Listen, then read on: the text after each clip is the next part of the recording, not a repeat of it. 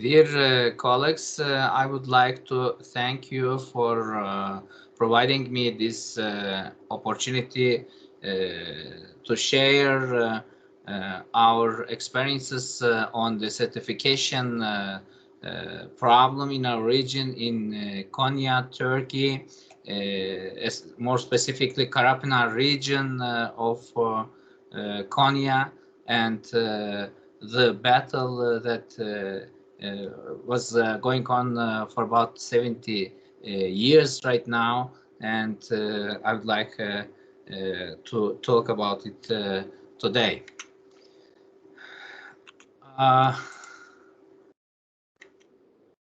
What is Konya? Konya is just below Ankara in the very middle part of Turkey in central Anatolia. It is the capital of Selçuklu Empire. It is an archaeological site.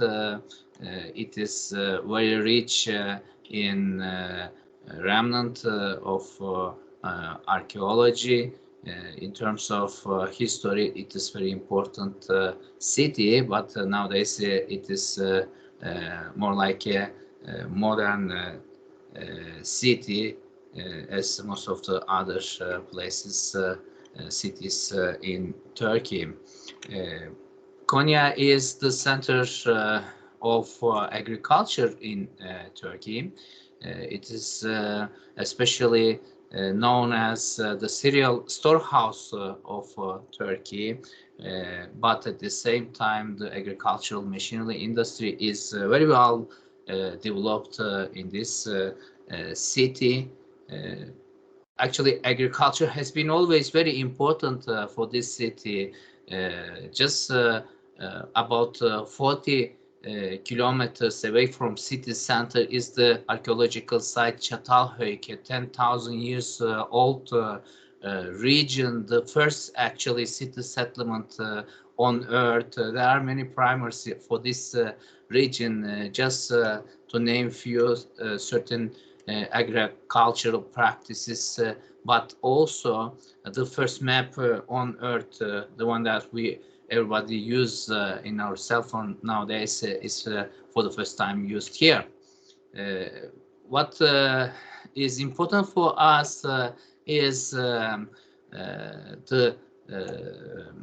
site provided us 400,000-year-old ancient wheat material. We extracted DNA, and certain surprise, we found that actually much earlier time than it was known, there were in the region hexaploid wheat. That's really important for us, but that knowledge and that material transferred to the other civilization sites in Europe, but of course it took thousands of years. Today, since these land has been used for thousands of years heavily for agricultural purposes, the soil is quite tight.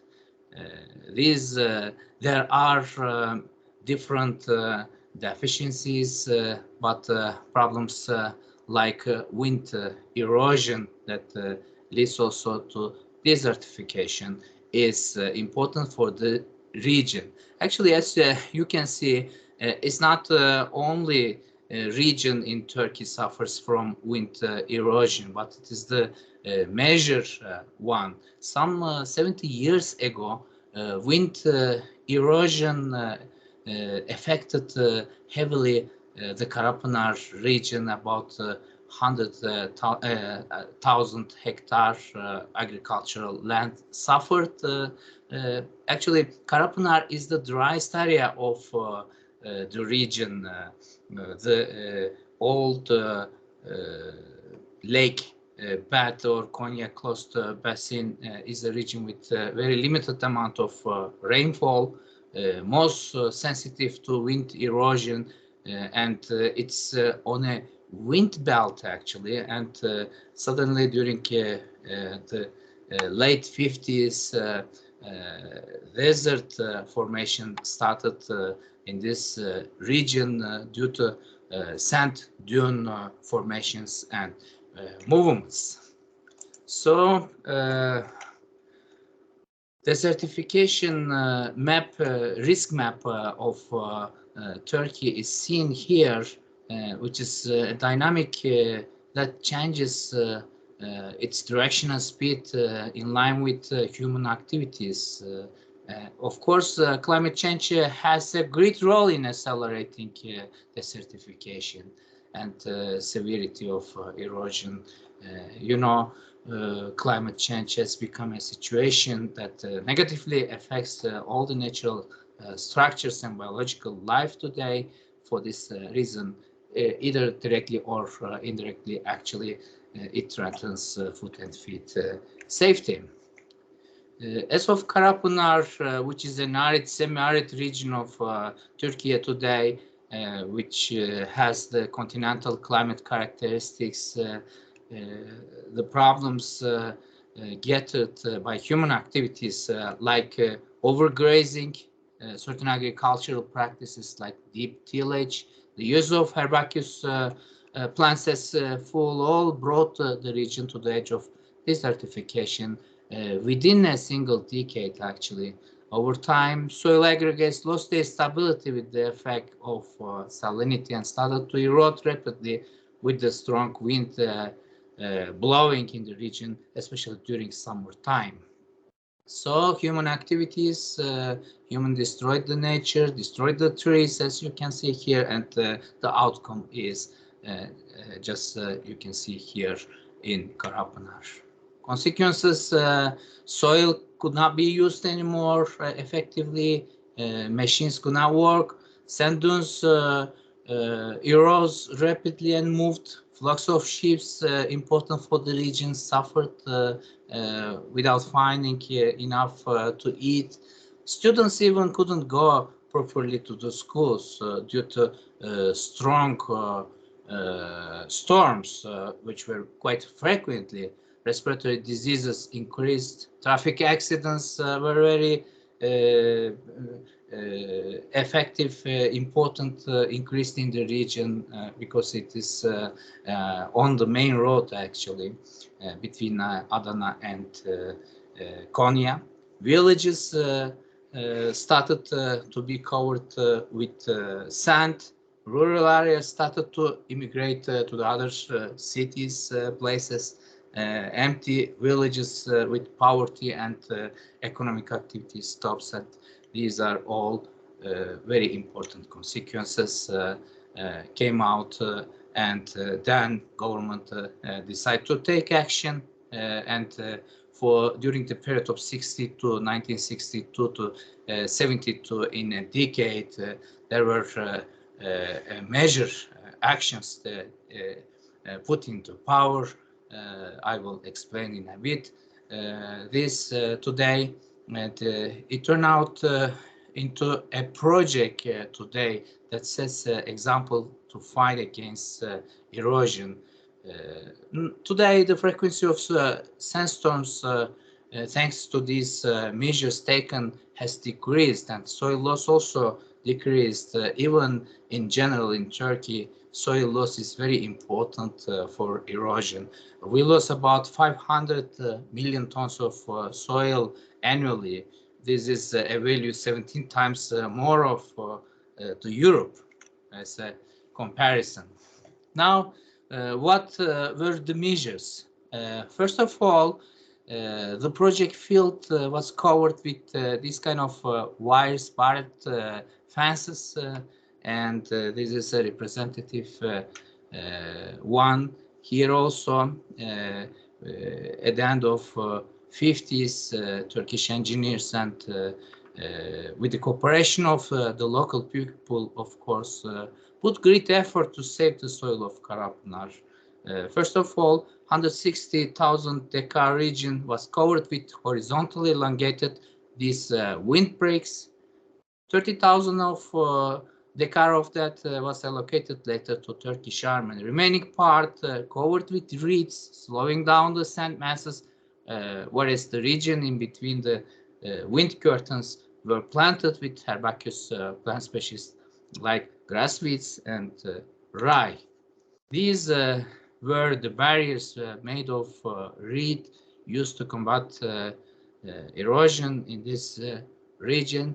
This was the project, and many villagers, local people work hard to prepare these barriers of reed and establish physical barriers on top of the dunes, sand dunes, so that sand will not move further and stabilize the situation in the region.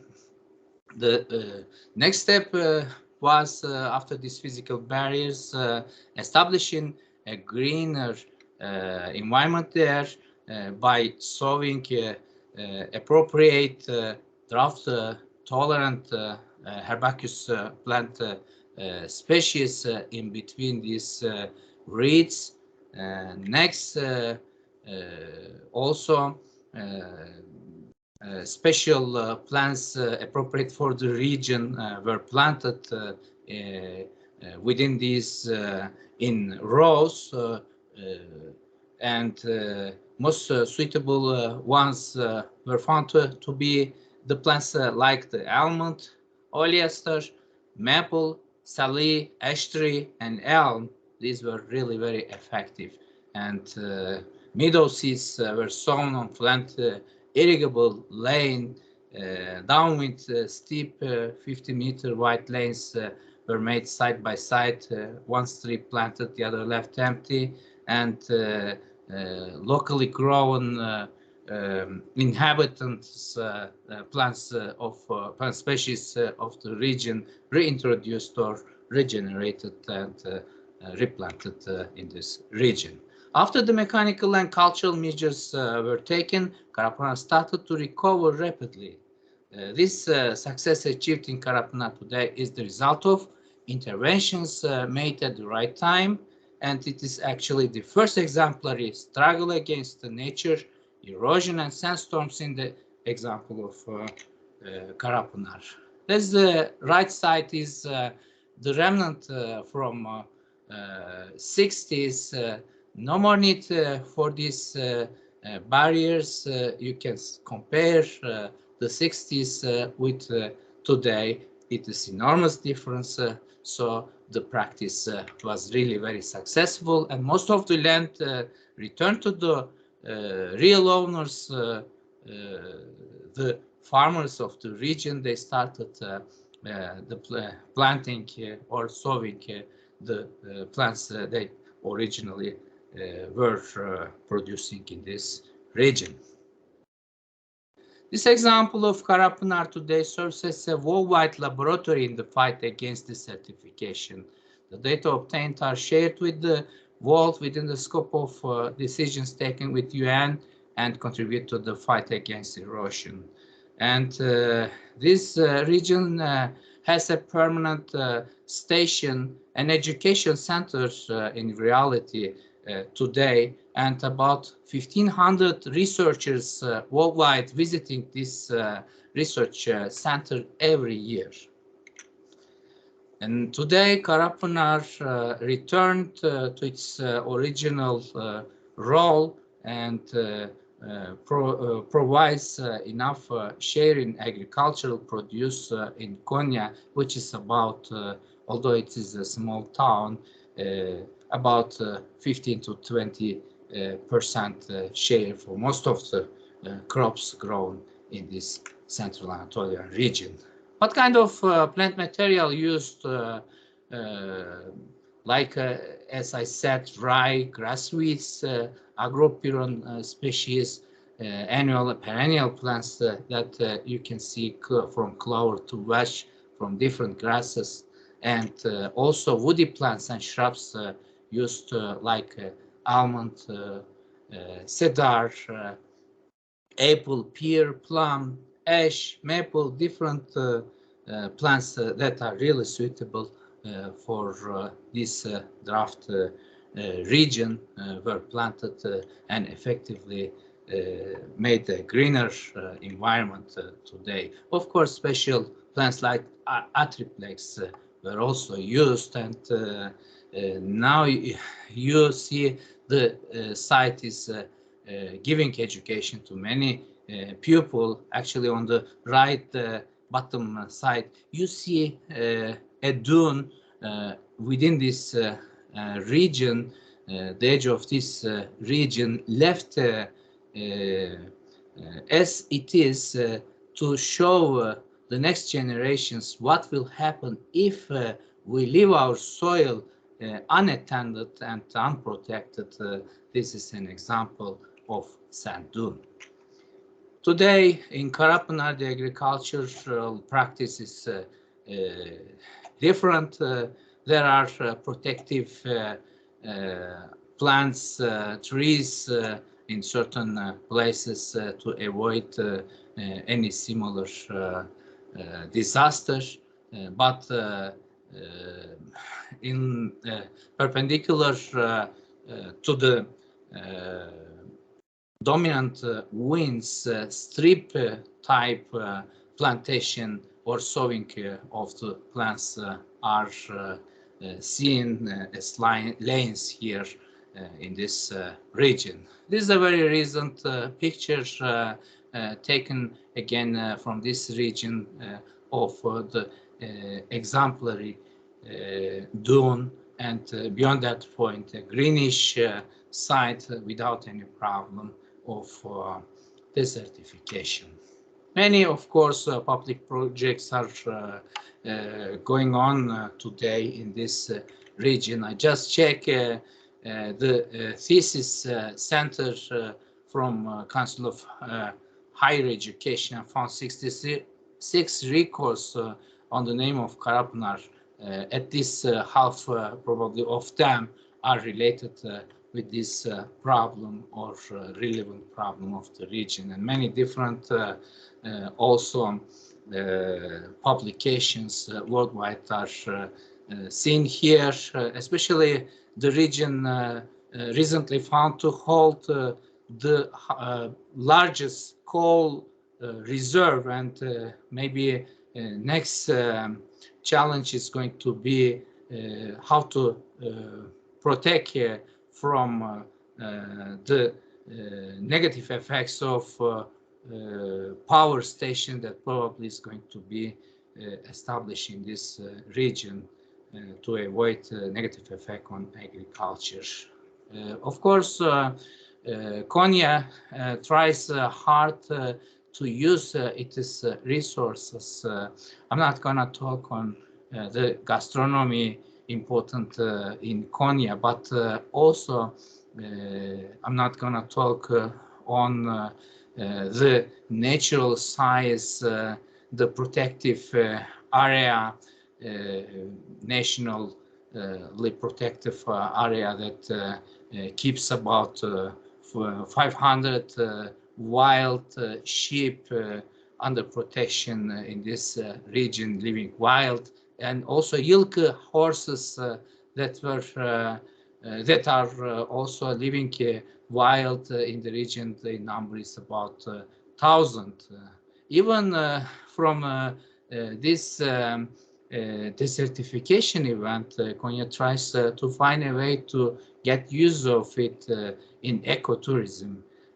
These large holes you see down of the slide is another problem for the region due to the use of huge amount of water for irrigation. These surprising holes, deep holes that comes down the soil of the farmers in the region. The number is really counts with hundreds today. Is another problem that is to be taught, but not today. So from what we learned from the Karapınar experience, we need to transfer this knowledge to the other sides also.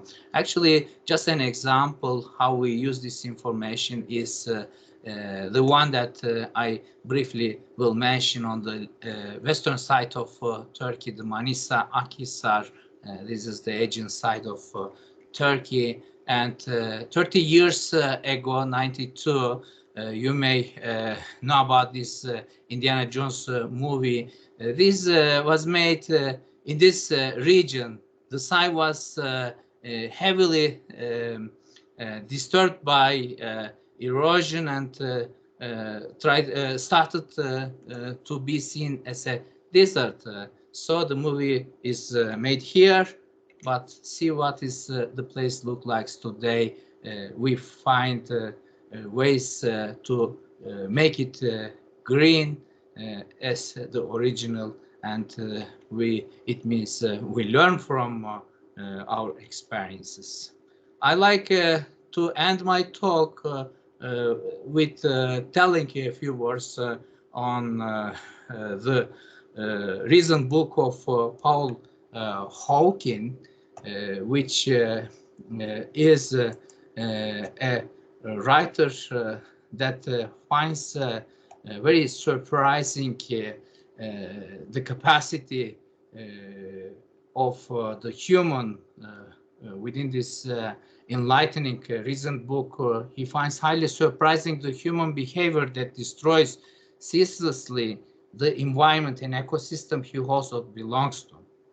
For us, growing in the lands where civilizations sprouted some 10,000 years ago, there is nothing surprising about it.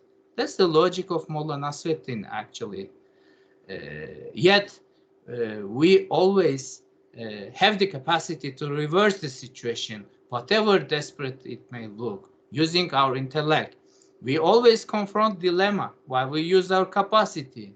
For us, there is always light and dark, day and night, good and evil, yin and yang. What will bring us to the light side is gonna be always a good and humanitarian education. We need to spend more and more on educating our people, especially young people, for the common good. That's the only solution. We did destroy a lot of our ecosystem in just a few generations. I do agree with Hawking on that we can end the climate crisis in even one generation if we all do agree to put our efforts together. And I believe Turkey tries hard to fight with these problems like the desertification and erosion problem today, and tries to give education to the young generation. And I would like to end here. Thank you for your attention.